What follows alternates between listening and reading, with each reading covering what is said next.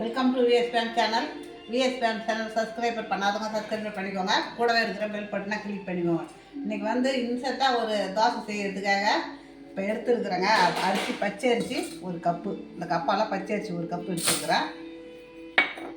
இப்போ கடலைப்பருப்பு ஒரு 1/4 கப்பு, தோரம் பருப்பு 1/4 கப்பு, இப்போ பாசி பருப்பு 1/4 கப்பு, உளுந்து 1/4 கப்பு, இப்போ இந்த அவல் ஒரு 1/4 கப்பு.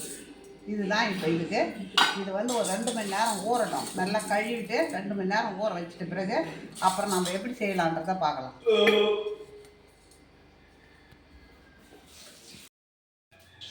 இப்போ 2 மணி நேரம் ஊறிட்டு பாருங்க. இதை நம்ம இப்போ அரைச்சிக்கலாம். மிக்சி ஜாரில் போட்டு இதில் போட்டுக்கோங்க. ஜாரில் போட்டால் இதை அரைச்சிக்கிறேன். இப்போ வந்து இப்போ இந்த சட்னி அரைக்கிறதுக்கு நம்ம தேவையான மிளகா, இப்போ பழமாக இருக்குது பாருங்கள். இந்த மிளகா 2 மிளகா போதும். இஞ்சி 2 துண்டு, கறிவேப்பிலை, இப்போ சின்ன வெங்காயம்,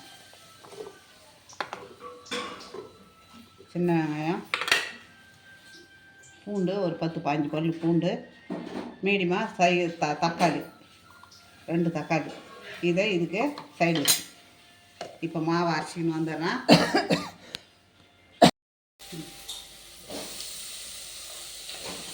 மாவு நல்லா அரைச்சி வச்சு பாருங்கள். கொஞ்சம் குறைப்பாக தான் இருக்கணும், ரொம்ப நைஸாகவும் இருக்கக்கூடாது. இது அப்படியே இருக்கட்டும். இது மூடி வச்சிடலாம். இப்போ அந்த சைட் டிஷ் ரெடி பண்ணிட்டேன் பாருங்கள். இது அப்புறம் தாளிச்சிக்கலாம் கொஞ்சம் நேரம் நின்று. இது 2மே அப்படியே இருக்கட்டும்.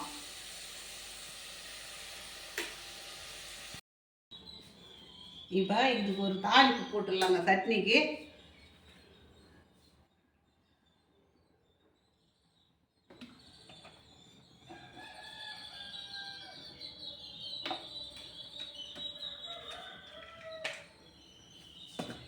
கடுகு போட்டுக்கலாம். கடுகு உளுத்தம்பருப்பு எல்லாமே கலந்து இருக்குது.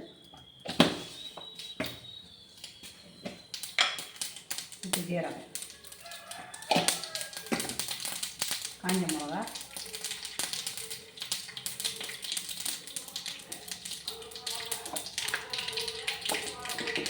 இப்போ கறிவேப்பிலை.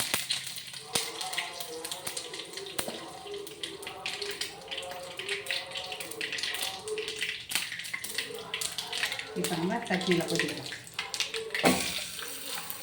சட்னி தாளிச்சாச்சு.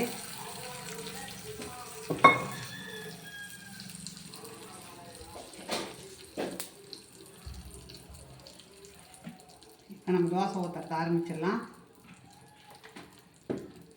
இந்த மாதிரி தோசையை ஊற்றி போட்டால் பசங்க நல்லா சாப்பிடுவாங்க. சூப்பராக இருக்கும் சாப்பிட்றதுக்கு.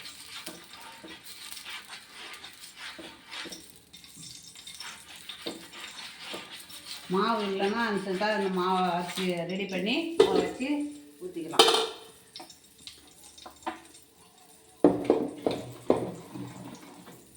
ஒரு 10 நிமிஷம் இருந்தால் நல்லா எப்படி இருக்கு பாருங்கள்.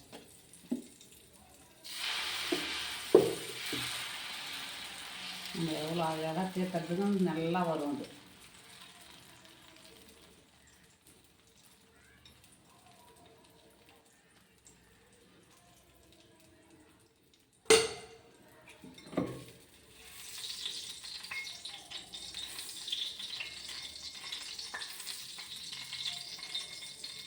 இந்த மாதிரி போட்டுனாலே போதும். ஸ்பூனில் எடுத்துலாம் வேணாம்.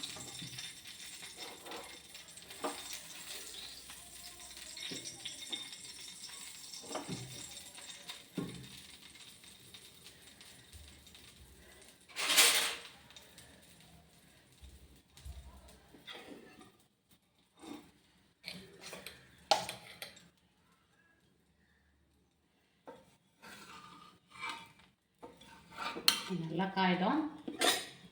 எடுத்து போட்டுக்கலாம் தோசை.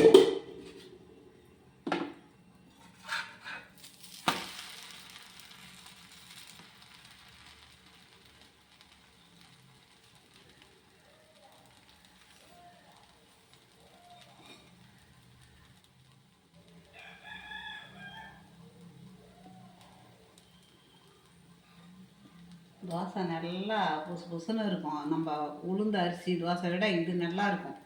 சாஃப்டாகவும் இருக்கும். சாப்பிட்றதுக்கு நல்லா சூப்பராகவும் இருக்குங்க. இந்த மாதிரி நீங்கள் செய்து பசங்களுக்கு கொடுத்து பாருங்கள். லஞ்சு பாக்ஸில் கூட வச்சு அனுப்புங்க.